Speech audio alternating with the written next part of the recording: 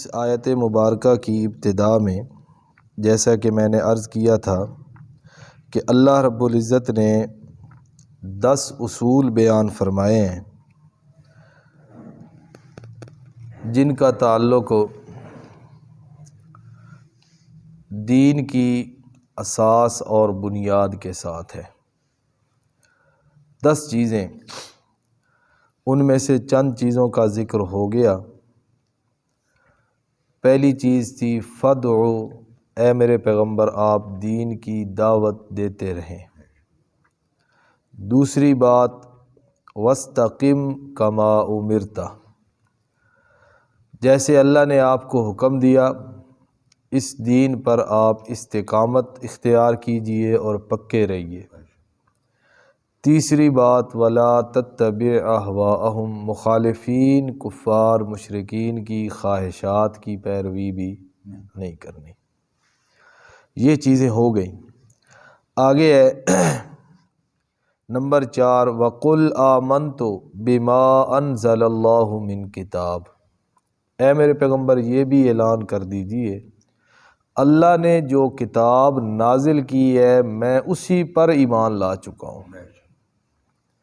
یہ جملہ جو ہے نا بڑا قیمتی جملہ ہے، تو سارے ہی قیمتی لیکن یہ بڑا قیمتی جملہ ہے کہ میں اللہ رب العزت کی کتاب پر ایمان لا چکا ہوں، اب مجھے اور کسی کی تحریر کی یا میرے سامنے اور کسی کتاب کی کوئی حیثیت نہیں ہے۔ جو اللہ تعالیٰ نے نازل کر دی میرے اوپر کتاب، اب میں اس پر ایمان لا چکا ہوں اور اسی کے مطابق میرا عقیدہ، اسی کے مطابق میرا فیصلہ، اسی کے مطابق میرا عمل۔ ہاں پہلی جو آسمانی کتابیں ہیں ان کو میں حق اور سچ مانتا ہوں، تورات، زبور، انجیل، صحائف، وہ سچی کتابیں تھیں، منزل من اللہ تھی، اللہ نے اتاری تھی، لیکن چونکہ اس کے اندر بعد کے آنے والے لوگوں نے تحریف اور تغیر تبدل کر دیا، تو میں ان کے بارے میں یہ ایمان رکھتا ہوں کہ وہ سچی کتابیں تھیں، لیکن اب جس حالت کے اندر موجود ہے یہ وہ حالت نہیں ہے جس حالت کے اندر وہ اتاری گئی ہے۔ باقی اب قیامت تک کے لیے راہ ہدایت اور رہنما اور ہادی وہ کتاب ہے جو اللہ رب العزت نے اتاری ہے حضرت محمد مصطفیٰ صلی اللہ علیہ وسلم پر، قرآن۔ تو قل آمنت بما انزل اللہ من کتاب، اللہ نے جو کتاب اتار دی میں اس پر ایمان لا چکا۔ یہ چیز ہمارے لیے بھی بہت بڑی بات ہے کہ اللہ رب العزت کی کتاب کے بعد پھر دنیا کی کوئی ایسی تحریر یا کوئی ایسی کتاب یا کوئی ایسا جملہ جو کتاب اللہ سے متصادم ہو، اس کا ٹکراؤ ہو اللہ کی کتاب کے ساتھ، تو وہاں پر فوقیت اور اہمیت اللہ کی کتاب کو ہے۔ کوئی کسی مولوی کی لکھی ہوئی بات ہو، کسی عالم کی لکھی ہوئی بات ہو، کسی بہت بڑے آدمی کی کوئی تحریر ہو، فلاں کی یہ کتاب ہے، فلاں کی یہ تحریر ہے، فلاں کا یہ فتویٰ ہے، اس کے مقابلے میں بندہ کیا کہے قل آمنت بما انزل اللہ من کتاب، تمہاری کتابیں تمہیں مبارک، تمہارے فتوے تمہیں مبارک، تمہاری تحریریں تمہیں مبارک، ہمارے لیے اللہ کا قرآن کافی ہے اور ہم اس پر ایمان لا چکے ہیں۔ حضرت فاروق اعظم رضی اللہ تعالیٰ عنہ کا میں ایک واقعہ سناؤں آپ کو۔ ایک حدیث ہے بڑی مشہور ہے، اس کو کہتے ہیں حدیث کرتاس۔ کیا نام ہے اس کا؟ حدیث کرتاس۔ کرتاس کہتے ہیں اس کو ورق کو، عربی زبان میں کرتاس ورق کو کہتے ہیں۔ وہ حدیث یہ ہے کہ نبی علیہ الصلوۃ والسلام بیماری کے ایام تھے، آخری ایام، وفات سے چند دن پہلے نبی علیہ الصلوۃ والسلام پر بیماری کی سخت حملہ تھا، اور صحابہ کرام پاس تشریف فرما تھے، حضرت فاروق اعظم بھی تھے، باقی صحابہ بھی تھے، حضرت علی بھی تھے، حضرت صدیق اکبر بھی تھے۔ تو نبی علیہ الصلوۃ والسلام نے فرمایا کہ میرے پاس ایک چیز لے آؤ، کوئی ورق لے آؤ، قلم دوات لے آؤ میرے پاس، میں تمہیں کوئی چیز لکھ کے دیتا ہوں، میرے بعد تم گمراہ نہیں ہو سکو گے۔ کوئی چیز لے آؤ، قلم دوات میرے پاس لے آؤ، قلم ورق، میں تمہیں کوئی چیز لکھ کے دیتا ہوں، میرے بعد تم گمراہ نہیں ہو سکو گے۔ اب بھی کیا کیا جائے؟ نبی علیہ السلام حضرت فاروق اعظم رضی اللہ تعالیٰ عنہ نے فرمایا کہ یہ نبی علیہ السلام نا بیماری کی وجہ سے یہ بات کہہ رہے ہیں۔ نبی علیہ السلام نے ایک دو مرتبہ کہا، حضرت فاروق اعظم نے کہا، اللہ کے پیغمبر حسبنا کتاب اللہ۔ کیا کہا آپ نے؟ حسبنا کتاب اللہ، اللہ کے پیغمبر ہمارے لیے اللہ کی کتاب کافی ہے۔ پھر نبی علیہ السلام خاموش ہو گئے۔ دوبارہ نبی علیہ السلام نے پھر اس چیز کا اظہار مرتے دم تک نہیں کیا۔ اب ہمارے نزدیک اہل سنت والجماعت کے نزدیک تو یہی ہے کہ یہ نبی پاک صلی اللہ علیہ وسلم اس موقع پر اپنے صحابہ کا امتحان لے رہے تھے کہ میں جو ساری زندگی ان کو قرآن قرآن قرآن اللہ کی کتاب بتاتا رہا، سمجھاتا رہا، اب ان کا میں امتحان تو لوں۔ تو حضرت فاروق اعظم رضی اللہ تعالیٰ عنہ نے سب صحابہ کی طرف سے جواب دے کے سب کو پاس کروا دیا اللہ کے پاک پیغمبر کی نظروں میں کہ اللہ کے پیغمبر آپ کہہ رہے ہیں میں آپ کو کوئی چیز لکھ کے دوں کہ گمراہ نہیں ہو سکو گے، آپ ہمیں پورا قرآن دے کے جا رہے ہیں، حسبنا کتاب اللہ، ہمارے لیے اللہ کی کتاب کافی ہے، اس کے بعد ہمیں کسی اور تحریر کی ضرورت نہیں ہے۔ یہ ہے قل آمنت بما انزل اللہ من کتاب۔ اور اہل تشیع ان کے نزدیک وہ کہتے ہیں کہ اس روایت کے اندر نا نبی علیہ السلام حضرت علی کی خلافت لکھ کے دینا چاہتے تھے، حضرت علی کی خلافت، اور حضرت فاروق اعظم نے وہ خلافت لکھنے نہیں دی۔ تو بھائی اس کا ایک سادہ سا جواب ہے۔ پہلا بات تو یہ ہے کہ حضرت فاروق اعظم رضی اللہ تعالیٰ عنہ نے کہا حسبنا کتاب اللہ، ہمارے لیے اللہ کی کتاب کافی ہے۔ حضرت علی بھی پاس تھے، چلو حضرت فاروق اعظم وہ ورق قلم دوات نہیں لے آئے، حضرت علی پاس کھڑے تھے، وہ لے آتے۔ ان کی جو خلافت لکھی جانی تھی، نبی علیہ السلام نے خلیفہ بنانا تھا، تو حضرت علی رضی اللہ تعالیٰ عنہ وہ لے کے آ جاتے۔ یا دوسرا ایک کہ چلو اس وقت تو حضرت عمر پاس تھے، کسی نے قلم دوات لا کے دیا نہیں، تو اس کے بعد نبی پاک صلی اللہ علیہ وسلم زندہ رہے 2-3 دن، گھر والے پاس ہوتے تھے، حضرت فاطمہ رضی اللہ تعالیٰ عنہ پاس تھی، باقی آپ کے سارے گھر والے رشتہ دار سارے پاس ہوتے تھے، تو نبی علیہ السلام بعد میں کسی وقت وہ چیز لکھوا دیتے جس وقت حضرت عمر نہ ہوتے۔ تو یہ باتیں ہیں ڈوبتے کو تنکے کا سہارا۔ یہ باتیں کیا ہیں؟ ڈوبتے کو تنکے کا سہارا۔ ان باتوں کا ان چیزوں سے تعلق نہیں ہے۔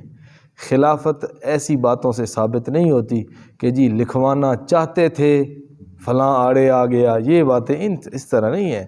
خلافت ثابت ہوتی ہے نبی پاک صلی اللہ علیہ وسلم کے اس جملے سے کہ جب اللہ کے پاک پیغمبر نے کہا مرو ابا بکر فلیصلی بالناس، ابو بکر کو کہو کہ جا کر لوگوں کو مصلی پہ کھڑے ہو کے نماز پڑھائے۔ خلافت ایسے ثابت ہوتی ہے۔ بہرحال تو یہ قل آمنت بما انزل اللہ من کتاب کا یہ ایک وہ تھا، اظہار تھا کہ ہمیں اللہ کی کتاب کافی ہے، ہم اس پر ایمان لا چکے ہیں، اور وہی ہمارے لیے ہادی اور ہدایت کافی ہے، اور اسی پر چل کر ہم گمراہی سے بچیں گے۔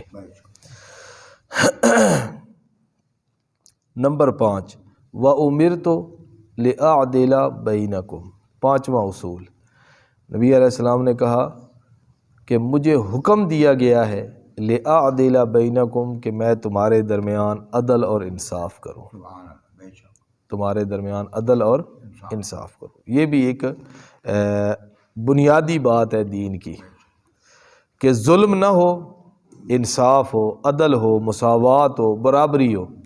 قرآن مجید میں کئی مقام پہ اللہ فرماتے ہیں، ایک مقام پہ اللہ فرماتے ہیں اعدلوا، انصاف کیا کرو، ہوا اقرب للتقوی، یہ تقوی کے سب سے زیادہ قریب ہے۔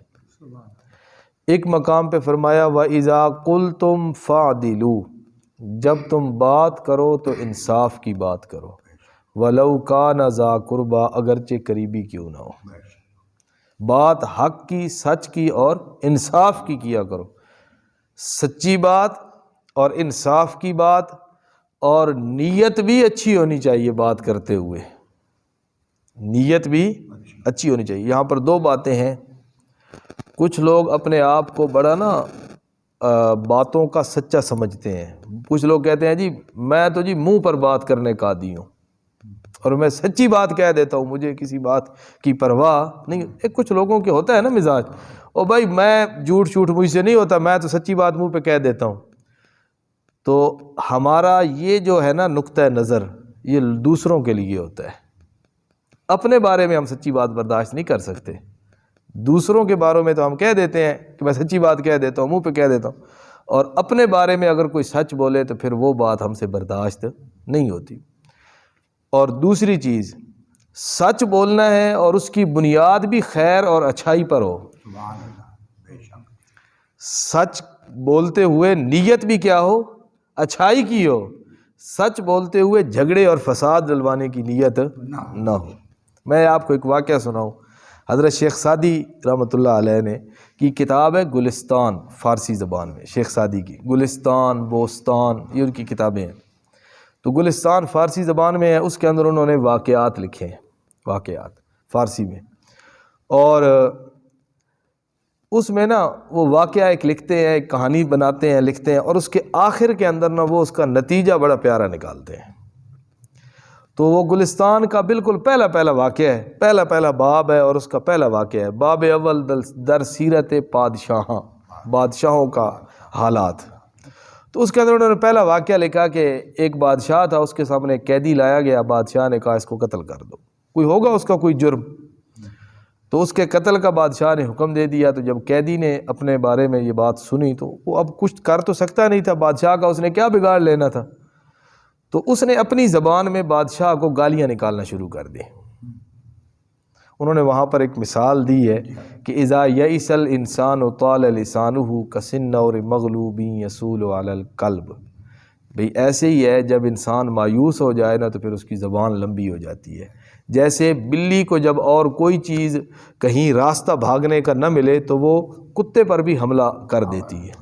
انہوں نے مثال دی بھی، اس کے پاس اب اور تو کوئی تھا نہیں، نہ وہ بادشاہ کو مار سکتا تھا نہ اس کا کچھ بگاڑ سکتا تھا، تو اس نے کہا مرنا تو ہے، چلو گالیاں تو دوں نا، بھڑاس تو دل کی نکال۔ اسی طرح ہی ہوتا ہے، کمزور بندہ جب بیچارہ اور کچھ نہ کر سکے، طاقتور کا کچھ بھی نہ کر سکے، نہ بگاڑ سکے، تو وہ اپنے من میں کھڑے ہو کے گالیاں نکال دیتا ہے، اور تو میرے پاس کوئی ہے ہی نہیں غصہ نکالنے کے، تو اس نے گالیاں نکالی۔ اب جس زبان میں اس نے وہ گالیاں نکالی نا، بادشاہ کو وہ زبان نہیں آتی تھی، تو اس نے پوچھا پاس بیٹھے ہوئے ایک وزیر سے، وہ وزیر نیک آدمی تھا، کوئی اچھا آدمی تھا، اس نے پوچھا یہ کیا کہہ رہا ہے؟ اس نے کہا بادشاہ سلامت یہ آپ کو دعائیں دے رہا ہے، یہ آپ کو کیا دے رہا ہے؟ دعائیں دے رہا ہے۔ بادشاہ بڑا متاثر ہوا، ابھی دیکھو میں نے اس کو قتل کا حکم دیا، یہ مجھے دعا۔ بادشاہ نے کہا اس کو رہا کر دو، قتل نہیں کرنا ہے، اس کو چھوڑ دیا۔ جو دوسرا ایک بیٹھا تھا نا وزیر، تو اس نے کہا بادشاہ سلامت ایک بات کہنی ہے میں نے۔ اس نے کہا جی۔ اس نے کہا جی ہم آپ کا نمک کھاتے ہیں، ہمارے لیے مناسب نہیں ہے کہ ہم آپ کا نمک کھائیں اور آپ کے ساتھ جھوٹ بولیں۔ آپ کے پاس بیٹھے ہیں، آپ کا نمک کھائیں اور پھر آپ کے ساتھ جھوٹ بولیں۔ بادشاہ نے کہا کیا مطلب؟ اس نے کہا بادشاہ سلامت یہ آپ کو گالیاں دے رہا ہے۔ یہ کیا دے رہا ہے؟ گالیاں دے رہا ہے۔ اس وزیر نے جھوٹ بولا ہے، وہ تو گالیاں دے رہا ہے۔ بادشاہ سمجھدار تھا، انہوں نے یہ بات سمجھانی تھی کہ اس لوگ زمانے کے بادشاہ بھی کتنے عقل مند اور دانا ہوتے تھے، کہ ہوتا نا ہم جیسا تو اس قیدی کو بھی دوبارہ قتل کرواتا اور اس وزیر کو بھی کہ تو نے جھوٹ بولا۔ تو بادشاہ نے بڑے پیارا جملہ بولا، اور اس کا وہ جملہ جو شیخ سعدی نے نقل کیا نا، وہ ضرب المثل بن گیا، وہ ضرب المثل ہے۔ بادشاہ نے کہا دروغ مصلحت آمیز، بہ از راستی فتنہ انگیز۔ اس کا وہ جھوٹ جس کی بنیاد مصلحت اور صلح پر اور خیر پر ہے، وہ بہتر ہے تیرے اس سچ سے جس کی بنیاد فتنے اور شر کے اوپر ہے۔ کیسی بہترین بات کی۔ اس نے وہ جھوٹ بولا کیوں؟ خیر اور بہتری کے لیے۔ اس کا وہ جھوٹ تیرے اس سچ سے بہتر ہے جس کی بنیاد شر انگیزی اور فتنہ پر ہے۔ تو سچ بولتے ہوئے نیت بھی کیا ہونی چاہیے؟ اچھی ہونی چاہیے۔ دو بھائی مسلمان بھائی ہیں، آپس کے اندر وہ کسی بات پر نالاں ہیں، ناراض ہیں، اب ایک آدمی درمیان میں اٹھتا ہے، وہ اس کے پاس جاتا ہے، یار تیرا دوست ہے، بھائی ہے، رشتہ دار ہے، تو اس سے کیوں ناراض ہے؟ وہ کہتا ہے میں اس کی ایسی تیسی کر دوں گا، یہ کر دوں گا۔ تو جب وہ پہلے کے پاس آئے تو اس کا کیا حق بنتا ہے؟ اس کو آ کے یہی کہے کہ وہ تو تجھے ماں بہن کی گالیاں دے؟ وہ اس کو کہے یار اس کو میں نے سمجھایا ہے، اس کا غصہ ٹھنڈا ہو گیا ہے، تو کافی حد تک وہ بہتر ہے۔ یعنی یہ نہیں اب وہ جا کے نہیں میں تو جا کے سچی بات کرنی ہے، اس نے گالیاں، تو اس نتیجہ کیا نکلے گا؟ اختلاف اور جھگڑا اور تنازع بڑھ جائے گا۔ تو سچ بولو، اور سچ بولتے وقت نیت بھی کیا ہونی چاہیے؟ اچھی ہونی چاہیے۔ وَإِذَا قُلْتُمْ فَعْدِلُوا، جب بات کرو تو بات انصاف کی کرو، وَلَوْ كَانَ ذَا قُرْبَىٰ، اگرچہ قریبی کیوں نہ ہو۔ ایک اور مقام پہ اللہ فرماتے ہیں ان اللہ یأمر بالعدل والاحسان، اللہ تمہیں حکم دیتا ہے بالعدل، یہاں بات یہ ہم کر رہے تھے عدل کی، اللہ تمہیں حکم دیتا ہے بالعدل، کس کا؟ انصاف کا۔ اور ایک اور مقام پہ اللہ فرماتے ہیں ان تحکموا بالعدل، تم فیصلہ بھی عدل اور انصاف کے ساتھ کیا کرو۔ ان اللہ نعم ما یعظکم بہ، یہ اللہ کی سب سے بڑی اور اچھی نصیحت ہے تمہیں کہ عدل اور انصاف اور مساوات کا فیصلہ کیا کرو۔ ایک اور واقعہ ذہن میں آ گیا، حضرت موسیٰ علیہ السلام کا، میں نے کافی عرصہ ہوا میں نے یہ واقعہ پڑھا تھا، اچانک اب ذہن میں آیا۔ حضرت موسیٰ علیہ السلام کا واقعہ کہ انہوں نے کہا یا رب ارنی عدلک، یا اللہ مجھے اپنا انصاف دکھا، تو کیسے انصاف کرتا ہے؟ ہم بھی انصاف کرتے ہیں باتوں میں، جھگڑوں میں، تنازعات میں، یا اللہ تو عادل ہے تو تیرا انصاف کیسے ہوتا ہے؟ اللہ نے کہا ٹھیک ہے، جا فلاں جگہ پہ دریا کے کنارے درخت ہے، درخت کے اوپر چڑھ کے بیٹھ جا، تجھے میرا انصاف نظر آ جائے گا۔ موسیٰ علیہ السلام وہاں پر گئے، درخت کے اوپر چڑھ کے بیٹھ گئے۔ تھوڑی دیر گزری، ایک نوجوان آیا، اس نے اپنے کپڑے اتارے، کپڑا اتارنے کے بعد اس کے پاس کچھ سونے کے سکے تھے تھیلی کے اندر، اس نے وہ کپڑے کے اندر لپیٹ کے ایک سائیڈ پہ کپڑے رکھے، جانگیا سا کوئی چھوٹی سی چادر باندھی، اور دریا کے اندر اس نے چھلانگ لگا دی نہانے کے لیے۔ تھوڑی دیر کے بعد ایک اور نوجوان آیا، اس نے دیکھا یار کپڑے پڑے ہیں، اس نے وہ کپڑوں کے پاس گیا، اس نے کھولا، اس نے دیکھا اس کے اندر سونے کے سکے ہیں، تھیلی ہے، اس نے وہ تھیلی نکالی، کپڑے اسی طرح رکھ دی اور چلا گیا۔ تھوڑی دیر گزری، وہ ابھی نہا ہی رہا تھا، اس کو توجہ نہیں تھی ادھر، ایک بابا بوڑھا سا اور ہے بھی نابینا، وہ لاٹھی کی ٹیک پہ چلتا ہوا آ رہا ہے، تو وہ ابھی کپڑوں کے پاس ہی پہنچا تھا تو وہ نہانے والا بندہ باہر نکلا ہے، وہ بھاگتا ہوا دوڑتا ہوا آیا، بھی میرے تو وہاں پر پیسے پڑے ہیں، سونا پڑا ہے، دینار پڑے ہیں، سکے پڑے ہیں، تو وہ دوڑتا دوڑتا آیا نا، تو اس نے آ کے دیکھا تو پیسے تو وہاں پر نہیں تھے۔ اس نے کہا بھی بابا جی میرے پیسے، اس نے کہا میں تو اندھا ہوں، بوڑھا ہوں، میں تو مجھے کیا پتا بھی کپڑے پڑے ہیں، پیسے پڑے۔ اس نے کہا نہیں تیرے علاوہ تو یہاں پر آیا کوئی نہیں۔ آپس کے اندر لڑائی ہوئی، بابا کہتا ہے بھائی مجھے کیا پتا تیرے پیسوں کا؟ تو وہ جو نوجوان تھا نا وہ غصے میں آیا، اس نے کوئی چیز ماری اس بوڑھے کو، اور وہ بوڑھا وہیں پر مر گیا۔ اس نے کپڑے اٹھائے، پہنے اور چلا گیا۔ اللہ نے کہا موسیٰ علیہ السلام کو یہ میرا انصاف ہے، یہ میرا کیا ہے؟ موسیٰ علیہ السلام نے عرض کی یا اللہ یہ کیسا انصاف ہے؟ پیسے اس نے اٹھائے، مارا یہ گیا، یہ عدل کیسا ہے، انصاف کیسا ہے؟ اللہ نے بتایا کہ اے موسیٰ، یہ جو نہانے والا بندہ ہے نا نوجوان، اس کا والد اور وہ جو لڑکا پیسے لے کے گیا ہے، وہ دونوں آپس میں دوست تھے، تو اس کے والد نے اس کے والد کی اتنی رقم چرائی تھی جتنا وہ اب لے کے گیا ہے، چرائی تھی اس نے۔ اور یہ جو بوڑھا مرا پڑا ہے نا، یہ بوڑھا، اس نے اس نہانے والے نوجوان کے والد کو جنگل کے اندر قتل کیا تھا۔ اس کے قاتل کا آج تک سراغ کسی کو نہیں، پتہ ہی نہیں تھا کس نے مارا ہے۔ وہ اپنی وہی رقم لے کے گیا جو اس کے والد کی اس کے باپ نے چوری کی تھی، اس کو اپنا حق ملا ہے، اور یہ جو مارا گیا ہے یہ اپنے اس قتل کے نتیجے میں مارا گیا ہے جو اس نے اس نوجوان کے والد کو قتل کیا تھا۔ تو میرا کوئی کام عدل اور انصاف سے خالی نہیں ہے۔ تو اللہ تعالیٰ کے کاموں کی حکمت کو تو اللہ ہی جانتا ہے نا. یہ تو ایک مثال کے طور پر یا ایک واقعہ سامنے آ گیا، وگرنہ ہم اللہ رب العزت کے کاموں کی حکمت کو جان نہیں سکتے. کیا حکمت ہے اس کام کے اندر، فلاں بیمار ہے، فلاں امیر ہے، فلاں غریب ہے، فلاں بولنے سے قاصر ہے، فلاں اٹھنے بیٹھنے سے قاصر ہے، فلاں بندہ ٹھیک ہے، صحت مند ہے، تندرست ہے. یہ کیوں ہے؟ اس کی حکمتیں اللہ ہی جانتا ہے. بوڑھے بوڑھے بیٹھے ہیں، نوجوان چلے گئے ہیں، کیوں؟ اللہ جانتا ہے ان کی حکمتیں. ہمارے پاس یہ چیزیں ہمیں ان کی حقیقت کو پا نہیں سکتے. ہاں دنیا میں کچھ چیزیں ہمیں اللہ تعالیٰ ہمیں دکھا بھی دیتا ہے. کچھ ایسے معاملات دنیا میں ہماری آنکھوں کے سامنے ہوتے بھی ہیں کہ مخلوق خود کہنے لگتی ہے بھئی واہ میرے اللہ تیرا انصاف. ہو نہیں جاتا؟ بڑے بڑے ظالم، بڑے بڑے جابر قسم کے لوگ ہوتے ہیں، اور ان کا آخر وقت یا ان کو بعد کے اندر ایسی دکھ اور مصائب اور تکلیفوں سے گزرنا پڑتا ہے کہ لوگ تو سمجھتے ہیں پتہ نہیں یہ کیوں دکھ کے اندر ہیں، اور جن کے ساتھ انہوں نے ظلم کیے ہوتے ہیں وہ ان کو یقین ہوتا ہے کہ یہ ہماری آہوں اور سسکیوں کا جواب ہے، یہ ہماری ان بد دعاؤں کا نتیجہ ہے جو انہوں نے ہمارے اوپر زیادتیاں کی تھی، اور اس کا جو ہے نا ان کو یہ بدلہ مل رہا ہے.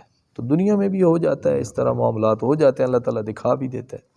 تو حکم دیا گیا وَأُمِرْتُ لِأَعْدِلَ بَيْنَكُمْ، مجھے حکم دیا گیا کہ میں تمہارے درمیان انصاف کروں.